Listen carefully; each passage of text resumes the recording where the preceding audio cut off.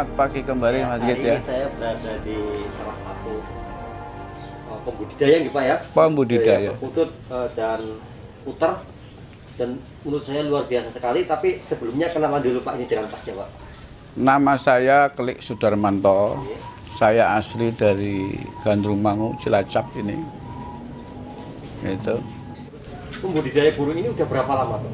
Saya budidaya burung itu sudah lama Pak. Jadi kalau dihitung lamanya berapa ya sudah lebih dari 25 tahun. Jadi berarti dari muda ya Pak ya? Saya waktu masih anak-anak aja sudah seneng burung. Suka. Bahkan pada waktu dulu saya baru sunat aja, itu amplop-amplop yang dari teman-teman itu kita pakai beli burung. Berarti emang dari kecil udah senang dengan burung ini ya Pak? Saya memang suka burung. Gitu. Ini jenisnya apa aja Pak di sini Pak burung ini? Saya budidaya itu anggungan ya. Anggungan itu ada perkutut, ada puter, ada drekuku. Saya semua budidaya. Berarti di sebelah sini puter ya Pak ya? Ini puter pelung ini. Puter pelung? Iya. Untuk puter pelung sendiri rawatannya untuk bisa sampai beranak dan hasilnya bagus itu ribet apa enggak sih Pak? Oh enggak. Saya kira kalau orang sudah niatnya itu budidaya nggak ada yang ribet Pak. Karena budidaya itu kan lebih kepada menyalurkan satu kesukaan atau hobi kepada salah satu kegiatan yang bisa menyenangkan hati sendiri dan juga tentunya lebihnya menyenangkan untuk orang lain. Tentunya ya ada nilai-nilai yang bisa dianggap sebagai keuntungan. Halo guys, jangan lupa subscribe channel YouTube Rumah Burung. Pokoknya mantap. Kembali. Alhamdulillah hari ini saya bisa sowan kembali ke salah satu master anggungan. Nah, di sini Rumah Burung kembali ngobrol tentang burung perkutut khususnya di video ini. Mudah-mudahan dalam keadaan sehat ya Pak ya. Alhamdulillah sehat walafiat. Kesibukan masih budidaya perkutut? Masih. Alhamdulillah sampai hari ini kita masih tetap melakukan budidaya karena budidaya juga merupakan sebagian daripada hiburan yang lebih banyak untuk memberikan suatu ya kegiatan yang biar tidak menjadi jenuh. Wah, ini terus untuk melihat mungkin penikmat ataupun peminat di anggungan sendiri, menurut pendapat Pak Klik gimana? Masih bagus banget? Mohon maaf, maksudnya yang ditanyakan panjenengan itu peminat dalam pemeliharaan atau peminat dalam jual beli atau lomba gitu kan? Ya, jual beli dan lomba. Wah. Gimana? Untuk lomba gimana dan jual beli gimana untuk sekarang? Ya, terus terang gini. Kami AMF memang untuk budidaya ini betul-betul tidak semata-mata hanya untuk hiburan atau semata-mata untuk kesibukan, tapi memang saya pribadi budidaya itu lebih kepada pertama mengembangkan hobi. Yang utamanya adalah hobi itu harus selalu dinamis, hobi itu juga harus bisa menghasilkan. Nah, untuk menghasilkan ini tentunya seperti yang ditanyakan. Bagaimana saya mengatakan harus menghasilkan itu, menghasilkan tidak cuma hanya satu hal, misalnya menghasilkan uang atau apa. Ya tentunya menghasilkan burung-burung yang kualitasnya lebih bagus. Karena prinsip daripada budidaya itu kami itu selalu ingin mengupgrade. Jadi dari yang biasa menjadi tidak biasa, bahkan harapan kita menjadi luar biasa. Itu yang pertama. Yang kedua, karena ini adalah dilakukan secara terus-menerus, tentunya di situ kan menimbulkan segala banyak hal risiko waktu, biaya gitu kan. Nah ini tentunya juga harus ada penyeimbang. Karena kalau cuma senang, orang senang kan pasti tentunya nggak pernah memikirkan dapat apa, untung apa, rugi apa gitu. Karena kita hobi kan selalu harus dibarengi dengan keseimbangan. Ya untuk keseimbangan itu tentunya karena kita memperbanyak burung dan burung-burung kita harapkan lebih bagus dari yang sudah ada. Tentunya ya kita ingin berbagi Pak. Baik berbagi tekniknya atau tata cara atau pengalamannya, juga berbagi tentang hasil produksi kita atau hasil daripada racikan kita gitu loh. Nah tentang inilah yang sebetulnya sering menjadi pertanyaan-pertanyaan oleh banyak pihak. Karena seperti panjenengan tadi juga menanyakan kan karena ditanya orang kan gitu. Iya betul sekali. Karena di konten panjenengan begitu. Banyak ya. Nanti di konten saya sebelumnya sudah dibahas juga, masuk juga ke kandang-kandang budidayanya, dan kebanyakan di sini diambil dari burung-burung terprestasi. Ya, kayak gitu. ya begitu. Banyak begitu. sekali. Nah di sini juga saya ada pertanyaan dari salah satu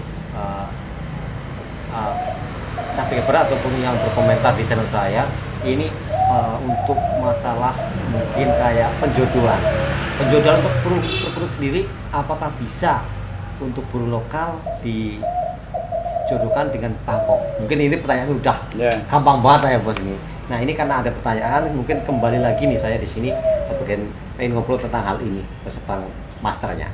Jadi begini Pak, kalau masalah penjodohan itu sebetulnya tinggal bagaimana tujuan kita menjodohkan itu ya. Karena kalau cuma menjodohkan untuk diperanakan atau untuk dibudidayakan tuh yang pasti dipastikan positif jantan betina, terus kemudian akur, mereka kawin-kawin, terus kemudian bertelur dan ada kemungkinan langsung beranak. Ada juga yang ada mengalami beberapa hal, itu hal biasa lah. Nah, yang dimaksud penjodohan ini penjodohan yang kategori untuk tetap mempertahankan ya nilai-nilai indukan atau mau dikembangkan menjadi yang lebih dari indukan yang sebenarnya kan gitu, sesungguhnya itu. Ya, gitu. Lokal dan bangkok pada dasarnya kalau itu satu rumpun ya bahkan satu jenis itu bisa-bisa saja. Cuman selama ini untuk orang secara khusus bangkok sama lokal gitu, itu nampaknya sudah jarang dilakukan. Ya karena kayak gini Pak, lokal dimaksudkan begini. Lokal di Indonesia sendiri itu ada tidak seperti pada umumnya, oh lokal ini endemi ini, bukan. Di lokal itu asli Indonesia. Nah, asli Indonesia yang masih ditangkap dari dari alam liar atau memang yang sudah ditangkar sebelumnya, kan gitu dong.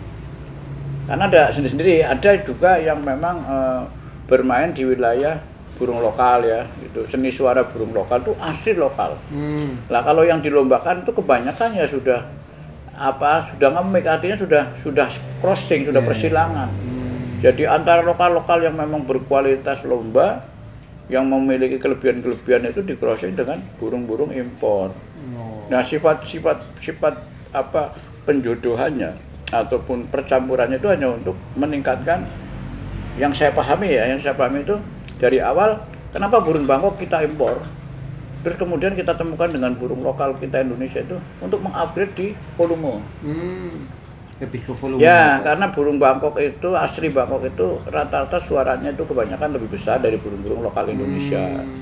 Nah, kalau di mix ya diperjodohkan kemudian ditemukan itu kan diharapkan mendapatkan hasil irama Indonesia volume bangkok gitu loh, kira-kira begitu. Tapi untuk tadi teman yang bertanya tentang hal ini bisa saja hasilnya seperti itu.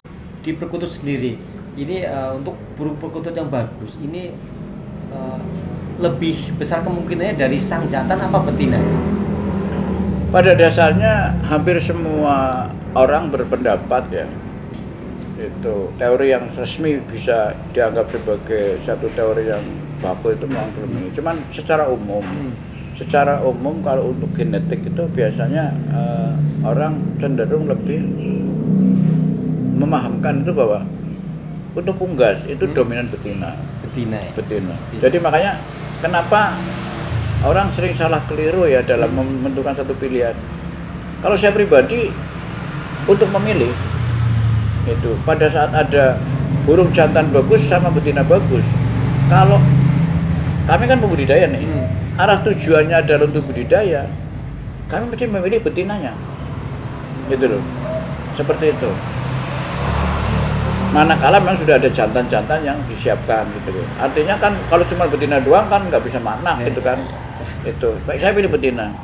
Kenapa saya katakan saya AMF akan pilih betina kalau ada jantan betina sama-sama bagus untuk budidaya? Karena mencari burung betina atau mendapatkan burung betina yang bagus dalam pencarian itu lebih susah, Pak, daripada burung jantan. Karena itu biasanya jadi mesin, nggak pernah Ya, keluar. satu itu. Kedua kalinya kalau burung jantan itu istilahnya bisa ditanggap ya, artinya langsung ditunggu performanya itu bisa, ya kan? Oke. Karena burung jantan itu dari birainya jadi dia bunyi-bunyi. Yang intinya jantan itu lebih suka banyak bunyi dan mudah diketahui suara aslinya. Kalau betina enggak selamanya, Pak. Jadi ada burung betina yang nampaknya biasa-biasa saja, tapi suatu ketika istimewa gitu loh. Itu. Ini yang sampai hari ini sebenarnya sering masih ada orang salah keliru dalam memilih gitu. Oke, berarti ini 2 pertanyaan dari teman-teman yang udah berkomentar di konten saya. Untuk lokal dan Bangkok bisa disenangkan. Untuk kayak mungkin keturunan lebih cenderung ke BT-nya. Nah ini untuk ke AMF sendiri, kapan mau bikin lelang khusus ini, Bos? Saya sudah bergegas ya, artinya saya tidak bilang merencanakan, sudah bergegas, tentunya sudah kita persiapkan. Kita tinggal menunggu waktu. Ini saya memang kami ya, itu AMF khususnya itu sudah bergegas untuk bagaimana untuk bisa masuk ke kancah perdagangannya itu loh. Ini seperti itu perdagangannya. Dimana pada saat kita itu sudah masuk ke wilayah itu, itulah hobi bisa terjaga. Kita sudah merencanakan untuk lelang. Karena apa? Kebetulan AMF kami ini sudah punya banyak channeling ya, artinya sudah banyak referensi-referensi dari peternak-peternak yang notabene senior, bahkan papan atas gitu kan. Kami sudah sangat-sangat merencanakan dalam waktu dekat ya, cuman kita lagi atur jadwalnya. Siap. Intinya gini, itu memang motivasinya atau keinginan kami, saya MF itu mau mengadakan lelang itu bukan karena tujuan yang terlalu banyak, tapi intinya bahwa dengan mengadakan lelang atau saya membuka lelang, saya akan memberi kesempatan kepada penghobi, pembudidaya, ataupun orang-orang yang ingin berusaha menekuni bidang usaha di bidang perkutut yang bisa kita berikan suatu peluang untuk mendapatkan materi ataupun bahan-bahan yang memang berkualitas. Saya sudah mencoba beberapa senior ya, dari ujung barat sampai ujung timur. Alhamdulillah beliau-beliau sangat approve ke kita. Artinya seperti misalnya dari timur ya, ada Jupiter, Pak Hamid Surabaya itu, ada RPM, Pak Haryanto, ada Panca BF, Pak Chandra juga dari Jember, ada H7B itu Pak Heru, Pak Tio ya terkenalnya itu. Terus kemudian dari Jakarta misalnya ada peternak kondang juga, Pak Haji Arif Fadilah itu dari Sasa Diva. Itu bahkan beliau di sini sudah sangat memberikan peluang. Beberapa waktu yang lalu kita sempat dengan beliau ya, AMF bersama